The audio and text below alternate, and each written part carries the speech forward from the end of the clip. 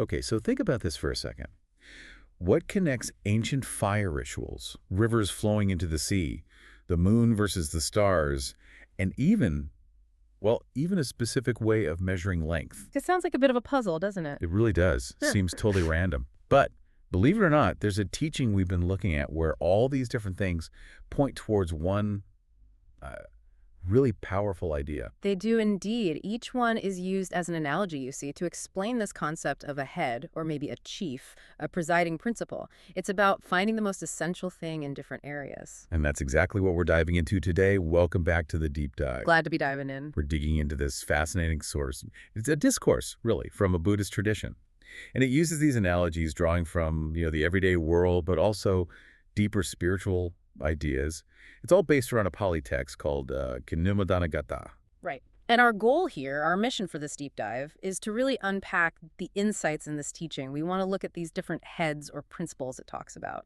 And crucially, figure out what it tells us about, living better, finding well-being, especially through things like making offerings, generating merit. Exactly, how these principles apply. So I'll be guiding us through highlighting these connections and examples from the source text. And I'll jump in with some deeper analysis, trying to connect the dots and see what the real significance of these heads is for us. Great. Let's get started then. The whole thing kicks off by introducing this core idea, the head, the presiding principle. The Pali word, I believe, is mukha. Mukha, that's right. And the text uses these different comparisons, often starting with a little Pali verse, to show how one thing is primary or leads the way for others in its own sphere. Okay. So the basic idea is that in lots of systems, whether it's nature or society or even spiritual development, there's usually one key element that governs or culminates things. The Pali verses set it up, but the real understanding comes from the explanations in the discourse itself, which is what we'll focus on. Makes sense. Exactly. It's about spotting that main thing, the most important part, in different areas. Precisely. So let's walk through these analogies. The source explains the first 6 verses. And the very first one takes us back to that idea of fire. Ah, yes. The Pali is agihuta mukhayanya. Which the source translates pretty simply as fire is the head of sacrifices or worship. Yanya meaning sacrifice or worship. And that feels right historically, doesn't it? Fire was so often central to ancient rituals. Absolutely fundamental in many traditions. You light the fire, the ceremony starts. It's the key component. The enabler. Exactly. It initiates. It's central. But then the source adds this deeper layer, connecting it to the spiritual path, which is really interesting. It compares Dharma Dhamma to fire. It uses the phrase Dhamma Padipo via Dharma is like a lamp or like a fire. Okay. Dharma like fire. What's the connection there? The insight is that Dharma, the ultimate truth of the teachings, isn't just some abstract concept. Like fire, it only really becomes powerful, visible, useful when it's lit, when it's actually practiced, when you embody it. Ah, I see. So the principle is that spiritual truth needs action, needs practice to become real and powerful, just like you need to actually light a fire for it to give light or heat. It's not just theory. You've got it. And the source even talks about how this Dharma fire can have different intensities, different levels. It uses this fascinating analogy of Dharma bodies, Dhammakaya. Dharma bodies. Yeah, basically representing levels of spiritual purity or attainment. And it uses these surprisingly specific measures for their size. It starts small, like the clarity of a chicken egg yolk for basic levels. Huh. An egg yolk. Right? And then for higher levels, it talks about multiples, eventually using this unit wa, a Thai measure of length. And Arahant's Dharma body is described as being, get this, 20 was across. 20 wa. That's incredibly specific for something spiritual. It makes it sound almost physical. It does give it a sense of tangible presence, doesn't it? It emphasizes that attainment in this view isn't just a change in mind, it has a kind of spiritual substance or size, and it contrasts these with sin bodies at the lower levels. Right, suggesting that as the Dharma body grows, the negative stuff shrinks, like light overcoming darkness. Exactly. The growth in purity pushes out the unskillful. But the main point of the fire analogy is this. Just like those ancient sacrifices needed fire at their heart, any real religious or spiritual practice needs Dharma as its core, its guiding head. If you misuse it, like playing with fire carelessly, well, the source mentions Devata as an example of practice going wrong, leading to harm. So Dharma isn't just important, it's the absolute essential element that determines whether practice leads to benefit or harm. Like fire, powerful but needs respect. Precisely. It's the active guiding principle. Okay, that makes sense. What's the next head the discourse brings up? So we shift from practice to knowledge. The verse is Savitti Chanda Mukha. Savitti. That sounds like a specific text. And Chanda is like meter or poetry. Yes, exactly. Savitti is presented as a really key scripture in the Brahmin tradition, considered sort of supreme. The insight here is about hierarchy within knowledge systems. Just like, say, in Buddhism, the source compares it to how the Abhidhamma Pitaka is sometimes seen as the highest or most profound part of the Tipitaka. This Savitti analogy shows that even in fields of learning or scripture, there's often one text or principle considered foundational, the head. Got it. So a core principle or text within a specific field of study. Then moving from knowledge, it talks about society. It does. Rajamukha Manusana. The king is the head of humans. Seems pretty direct. It is. The source explains it straightforwardly.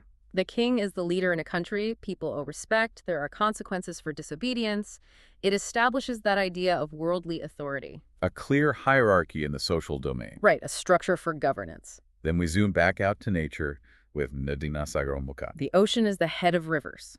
Simple enough. All rivers end up in the ocean. It's their final destination. Yes, but the deeper meaning the source draws here is quite profound, linking it to our existence. It compares this to how beings in the realm of desire, the Kamabhava, are ultimately pulled towards and governed by Kama. Kama meaning desire, sensuality. Exactly. Specifically, the source mentions the Kama Samudaya Saka, the truth about the origin of suffering being rooted in this craving, this desire. So the ocean analogy suggests that for beings caught in the cycle, desire is this vast, inescapable ocean that directs their lives, pulling them along. Wow. So desire isn't just a factor, it's the governing principle, the ultimate destination for beings trapped in that cycle. Like the ocean is for rivers. That's a heavy metaphor. It really emphasizes the pervasive, controlling nature of desire for the unenlightened mind. Escaping that ocean, of course, is nibbana. Right. Okay. Yeah. Powerful stuff. Analogy number 5 looks up at the sky again. It does. Nakatana mukata kando. The moon is the head of constellations, or stars. Yeah. And visually that makes sense. The moon completely dominates the stars in the night sky. It's far brighter. So what's the deeper link here? It connects back to those dharma bodies we talked about.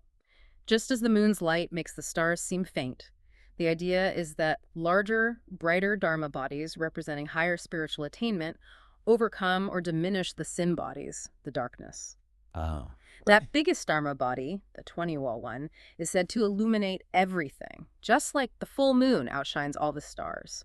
Smaller dharma bodies are like the stars themselves. So, spiritual growth, the light of the dharma body, actively diminishes the darkness of negativity. The moon analogy shows a greater power overcoming lesser ones, the principle of illumination. Exactly. Light conquering darkness through spiritual development. And the last analogy before we get to the main point for merit seekers. That's adhiko tapata mukha. The sun is the head of hot things. Pretty straightforward. The sun's the ultimate source of heat we experience. Can't get much hotter than the sun.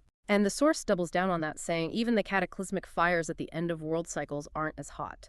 So the principle here is ultimate intensity, unparalleled power within its category. The sun is the undisputed head of heat. Okay. So we've got Dharma as the head of practice, fire, Savitti for knowledge, the king for society, desire as the ocean governing existence, Dharma light overcoming sin like the moon over stars, and the sun for ultimate intensity. It really builds this idea of a head principle across different domains. It lays the groundwork very effectively. But then the discourse pivots, right, to the head that's most directly relevant if you're trying to practice, especially if you're a layperson wanting to make merit. Exactly. This is where it becomes very practical for the Buddhist practitioner. After setting up the concept, the source states the principle for those seeking good results from their actions.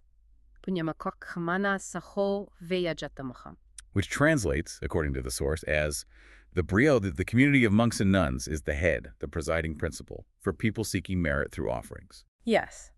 And the reason given is profound. Meeting the Sangha, supporting the Sangha, is a huge blessing because the Sangha is the field of merit, the punyaketa. The field of merit. Meaning? Meaning it's the place where the seeds of good deeds, like offerings, yield the richest harvest. The results are abundant and long-lasting when you plant your merit in this particular field. And to really hammer this home, the source tells that story about Mahapajapati Gautami, the Buddha's foster mother. That's the key illustration. Yes. She put in enormous effort, weaving this special cloth herself, intending to give it directly to the Buddha. Which you'd think would be the absolute best offering possible, right? Giving to the Buddha himself. It seems logical, but the Buddha actually advised her differently. He told her not to offer it just to him. He specifically instructed her to offer to the Sangha as a whole, saying that offering to the Sangha brings even greater results than offering only to him. Wow. Greater than offering to the Buddha? That's the teaching presented here. And there's that touching detail the source includes. One piece of that very cloth ended up being given to a monk named Ajita Bhikkhu. And he was. The Buddha identified him as the one who would become the next Buddha Maitreya in the future. Ah, so offering to the Sangha wasn't just about the monks present then. Exactly. It illustrates that an offering to the Sangha benefits the entire lineage, the continuity of the Dharma. It reaches present, realized beings, future Buddhas, everyone carrying that tradition forward. The Sangha represents this enduring spiritual potential. That's why it's such a uniquely fertile field. So the story isn't just a nice anecdote, it's a direct teaching from the Buddha, emphasizing the unique power and scope of the Sangha as the place for lay people to generate merit. It underscores that collective role of preserving and embodying the Dharma. That's what makes it the supreme field. And the source doesn't stop there. It gives practical advice on how to offer even small things to get the most benefit. Yes, this is really important. The key thing emphasized is the intention behind the offering. The teaching stresses making the offering to the Sangha as a collective body that's called Sanghadana. As opposed to Giving it to a specific monk you might know or prefer, which is called Patidana. And why is offering to the whole Sangha considered better in this teaching? Because, the source explains, you simply don't know the spiritual level of any individual monk. Someone might be an arahant, someone might be just starting out, someone might be a future Buddha like Ajita. By offering to the Sangha as a whole, you're essentially casting your merit into the entire rich field, ensuring it reaches the most fertile ground possible within that community. So you bypass your own judgments or preferences about individuals. Precisely. Offering to a specific person, patidana, according to this source, yields less merit because it's limited by that individual focus. Sanghadana taps into the full potential of the entire field. It's about aligning your action with the principle of the Sangha as the supreme field rather than personal connections, putting the head first. That's a good way to put it. Aligning intention with the head of merit. And the source backs this up with Pali quotes too. Like, tasmadade apayavanachito yata dinamahafale. Meaning?